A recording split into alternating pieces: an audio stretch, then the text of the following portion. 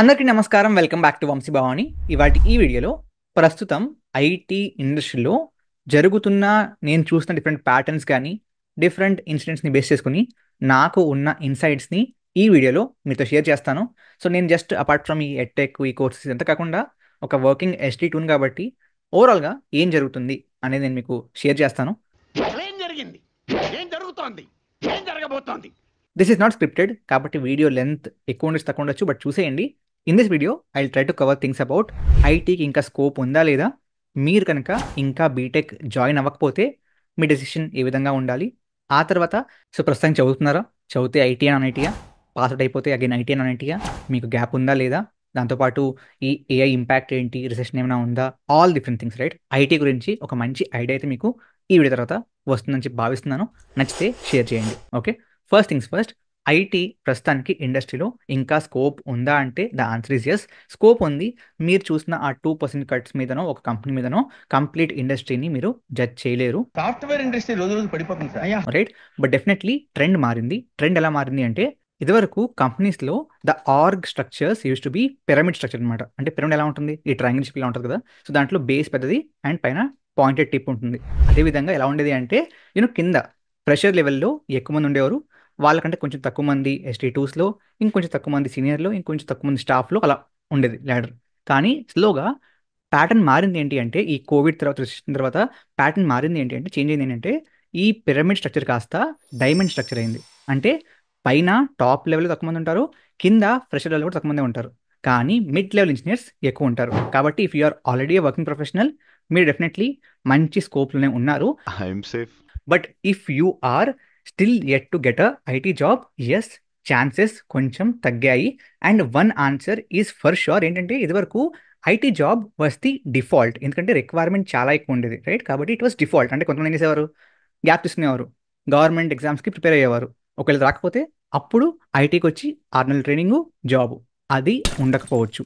You will have to compete with the good set of skill ఉన్న candidates. కాబట్టి మీకు chances of getting selected just with 6 months training తగ్గచ్చు. కాబట్టి మీరు full ఫ్లెజ్డ్గా ఒకవేళ దాంట్లో కంప్లీట్గా ఇన్వెస్ట్ అయ్యి అది ఇంట్రెస్ట్ ఉండి వెళ్దాం అనుకుంటేనే మీకు సూటబుల్గా ఉంటుంది. లేకపోతే కొంచెం కష్టం అవ్వచ్చు, బికాస్ ఆపర్చునిటీస్ తగ్గాయి అండ్ బయట స్కిల్ ఉన్న క్రౌడ్ బాగా పెరిగింది. ఇదివరకు అంటే మీరు అనుకోవచ్చు చాలా మందికి స్కిల్ లేదు ఇంకా అని చెప్పి, but no, the thing is నిజంగా స్కిల్ బాగున్న వాళ్ళు మంచి ఆపర్చునిటీ, మంచి పే స్కేల్ కోసం వేస్ట్ చేసుకుంటూ, అంటే వేస్ట్ అంటే ఒక రకంగా దానికోసం వెయిట్ చేస్తూ అనవసరంగా గ్యాప్ని పెంచేసుకుంటున్నారు. వాళ్ళకి నా సజెషన్ ఏంటి అంటే, మీకు స్కిల్ ఉంది, మీరు ఇంటర్వ్యూస్ని క్లియర్ చేయగలుగుతున్నారు అనుకుంటే మీరు ఫస్ట్ ఆఫ్ ఆల్ ఒక జాబ్లో జాయిన్ అయిపోండి. Even if it is a smaller pay scale, తక్కువ ప్యాకేజ్ అయినా సరే 2-3 years వర్క్ చేయండి గైస్. ఆ 2-3 years మీరు ఇక్కడ గ్యాప్ తెచ్చుకున్న తర్వాత ట్రై చేసే కంటే ఆ 2-3 years వర్క్ చేయండి. శాలరీ పే స్కేల్ తక్కువ ఉన్నా just go head with that. ఆ తర్వాత స్విచ్ అవ్వండి. And right, service base companies 3-4 LPA వాళ్ళు, ఆ తర్వాత ప్రోడక్ట్ బేస్ కంపెనీస్ 40-50 ఎల్పిఏ వాళ్ళు చాలా మంది ఉన్నారు, లైక్ స్విచ్ అయిన వాళ్ళు. So that's possible, completely possible. That to without any course right. So మీరు ఆ విధంగా కనెక్షన్స్ ఏర్పడతాయి. ఆ తర్వాత మీకు డిఫరెంట్ ఇన్సైట్స్ ఏర్పడతాయి. ఏమి నేర్చుకోవాలి, ఎలా నేర్చుకోవాలి, ఇంటర్వ్యూస్ ఎలా ఉంటాయి, క్వశ్చన్స్ ఎలా అడుగుతారు, ఇవన్నీ మీకు తెలిసిపోద్ది ఆల్రెడీ వర్క్ చేస్తున్నారు కాబట్టి. కాబట్టి don't stop yourself from joining a job. Okay, that's first thing. ఆ తర్వాత if you are yet to join IT branches, CSC, IT, CSC with specialization in data science, AI, వీళ్ళందరికీ నేను చెప్పేది ఏంటంటే, guys, after Covid తర్వాత, ఇది కూడా మళ్ళీ కోవిడ్ తర్వాత ఈ సిఎస్సికి డిమాండ్ పెరిగింది అని చెప్పి ప్రతి కాలేజ్ వాళ్ళు, అంటే ఏమైంది, చాలా కాలేజెస్లో దట్టు అంటే టైర్ 3 కాలేజెస్లో ఏమైందంటే సిఎస్సి బ్రాంచెస్లో సీట్లు నిండిపోయేవి. మెకానికల్, ఈ కొన్ని అంటే ఎవరికైతే ఇంట్రెస్ట్ లేవు, సివిల్, ఇవన్నీ బ్రాంచెస్లో కొన్ని సీట్స్ మిగిలిపోయేవి. కాబట్టి వాళ్ళకి ఏంటంటే at the end of day వాళ్ళు కాలేజ్ రన్ చేయాలి అంటే స్టూడెంట్స్ జాయిన్ అవుతానే వాళ్ళకి ఆ ఫండింగ్ అంతా వస్తుంది. కాబట్టి వాళ్ళు మేనేజ్ చేయగలరు, రన్ చేయగలరు. సో స్టూడెంట్స్ జాయిన్ అవ్వట్లేదు కాబట్టి ఎక్కువ మందికి ఈ సిఎస్సి ఇంట్రెస్ట్ ఉంది. కాబట్టి ఏం చేశారు, CSC with specialization in cyber security, CSC with specialization in data science, CSC with specialization in AI, ఆ విధంగా ఒక 5-6 బ్రాంచ్లు పెట్టేశారు. అండ్ ఇప్పుడు ఇవన్నీ కూడా ఏంటి, సిఎస్పిఎస్ బ్రాంచెస్. కాబట్టి ఏమైపోయింది, సింపుల్గా వాళ్ళు డైరెక్ట్గా కాకుండా ఇండైరెక్ట్గా సిఎస్కి సంబంధించిన సీట్లు ఇంక్రీజ్ చేశారు అండ్ వాళ్ళకి ఎక్కువ మంది స్టూడెంట్స్ దాంట్లో జాయిన్ అవుతున్నారు. కానీ పాయింట్ ఏంటంటే, మీరు సిఎస్సి తీసుకున్నా, ఐటీ తీసుకున్నా, సిఎస్సి స్పెషలైజేషన్ ఇన్ ఎనీథింగ్ తీసుకున్నా, అందరికీ at the end of 4 years ఉండే స్కిల్స్ సేమ్. ఈ మధ్య నేను మాట్లాడుతున్నప్పుడు కొత్త అదే ఇప్పుడిప్పుడే బీటెక్లో జాయిన్ అవుతాం అనుకున్న వాళ్ళు ఆర్ ఫస్ట్ ఇయర్ వాళ్ళు వాళ్ళతో మాట్లాడుతున్నప్పుడు, అన్న నాది సిఎస్సి స్పెషలైజేషన్ ఇన్ ఏఐ అన్న, నాకు ఏఐలో జాబ్స్ వచ్చేసాయని చెప్పి అడుగుతారు. రావు గైస్. సో ఎలా ఉంటుందంటే కాలేజెస్లో మోస్ట్లీ థర్డ్ ఇయర్ టైంలో ప్రతి కాలేజ్లో మోస్ట్లీ ఏముంటుందంటే ఎలెక్టివ్స్ అనే కాన్సెప్ట్ ఉంటుంది అనమాట. సో ఆ ఎలెక్టివ్స్ ద్వారా ఏం చేస్తారు, ఫిక్స్డ్గా నువ్వు ఇదే చదువుకోవాలని చెప్పకుండా, ఇదే సబ్జెక్ట్ అని చెప్పకుండా ఆప్షన్లు ఇస్తారు, వీటిలో ఒకటి తీసుకో అంటారు. సో ఆ ఎలెక్టివ్స్ మాత్రమే మారుతాయి, అంతకుమించి ఏమీ మారవు. ఆ ఎలెక్టివ్ వల్ల, ఒక సబ్జెక్ట్ వల్ల మీకు పెద్దగా వచ్చేసేది ఏం లేదు. అండ్ ఇంకొక థింగ్ ఏంటంటే, మీకు ఏఐ కాలేజ్లో నేర్పించాలంటే ఏఐ ఆల్రెడీ వచ్చిన వాళ్ళు ఉండాలి. ప్రస్తుతానికి అంత ట్రైన్డ్ అకాడమియా కూడా లేదు, రైట్? కాబట్టి మీకు ఏఐ నేర్పించే వాళ్ళు కూడా మీ కాలేజెస్లో వాళ్ళకు కూడా ఏఐ రాదు, వాళ్ళు కూడా ఆర్టికల్స్ చదివి ఇవి చేస్తున్నవే. So that's the point. కాబట్టి మీరు ఏ బ్రాంచ్ తీసుకున్నా మీరు జస్ట్ సిఎస్ మాత్రమే తీసుకుంటున్నారు, అది గుర్తుపెట్టుకోండి. ఆ తర్వాత సిఎస్ యాజ్ అ డిఫాల్ట్ని చూస్ చేసుకోకండి. అంటే even today in 2025 with all the different things, AI కానివ్వండి, రిసెషన్ కానివ్వండి, ఈవెన్ టుడే కంపారిటివ్గా మిగతా బ్రాంచెస్తో పోలిస్తే ఇవాళకి కూడా ప్లేస్మెంట్ పర్సంటేజ్ ఆఫ్టర్ బీటెక్ చూసుకుంటే సిఎస్లో ఎక్కువ ఉంది, right? So if that's the kind of mind set job కావాలనుకుంటే yes, CSE still good, still worth it. కానీ లేదు మీకు ఇంట్రెస్ట్ ఉంది, ఫర్ ఎగ్జాంపుల్ మెకానికల్లో ఆర్ ఎలక్ట్రికల్లో, వెళ్ళిపోండి. బికాస్ దాంట్లో కూడా ఆపర్చునిటీస్ పెరుగుతున్నాయి. అండ్ లాంగ్ టర్మ్ చూసుకుంటే, అంటే in a very long term, అంటే ఆఫ్టర్ 10-15 years ప్రాబ్లీ సిఎస్ కంటే దాంట్లో డిమాండ్ ఎక్కువ ఉంటుంది. Because things are getting really easy in the IT domain. అంటే to build something which used to take around 1-2 quarters, అది ఏఐతో ఆ ఎంవిపి మోడల్ జస్ట్ ఒక ఫ్యూ వీక్స్ చేస్తున్నారు. కాబట్టి things have become very faster. కాబట్టి ఏదైతే ఈజీ అయిపోద్దో అక్కడ వెలుగు తగ్గిపోద్ది. కాబట్టి అలా అవుతుంది. So in the long term, very long term, yes, non IT are good. But ఇప్పుడు చూసుకుంటే 4 years తర్వాత ప్లేస్మెంట్ కావాలనుకుంటే yes, CSC still worth it. That's about people trying to join BTech. ఆ తర్వాత coming to people who are already in BTech. So ఇందులో ఒకవేళ మీరు non IT అయితే బలవంతంగా ఎవరో అడిగారనో ఆర్ కొంచెం శాలరీ ఎక్కువ ఉందనో ఐటీ సైడ్ మూవ్ అవ్వాల్సిన అవసరం లేదు. మీ కోర్ సైడ్ జాబ్స్ ట్రై చేయండి. ఐ నో కోర్ సైడ్కి ఎక్కువగా ఆన్ క్యాంపస్ రావట్లేదు, బట్ మీ కాలేజ్లో ఆన్ క్యాంపస్లో కోర్ కంపెనీస్ వస్తున్నాయి అనుకుంటే నాన్ ఐటీ వాళ్ళకి, కోర్ వాళ్ళకి make sure you try for core companies only before IT companies. Of క్యాంపస్లో డెఫినెట్లీ కష్టం, core companies again that's thing, right? Of క్యాంపస్లో కూడా ఐటీ ఈజీ, కోర్ కష్టం. కానీ ఆన్ క్యాంపస్లో కనుక మీ కాలేజ్లో కోర్ వస్తే మాత్రం వాటికే ఫస్ట్ ప్రిఫరెన్స్ ఇవ్వండి. ఐటీ వాళ్ళు అంటారా? Yes, you will have to, అంటే ఆబ్వియస్లీ మీకు ఇంట్రెస్ట్ తీసుకున్నారు అండ్ ఐటీలోనే ఎక్కువ ఉన్నాయి కాబట్టి you should still go and pursue for that.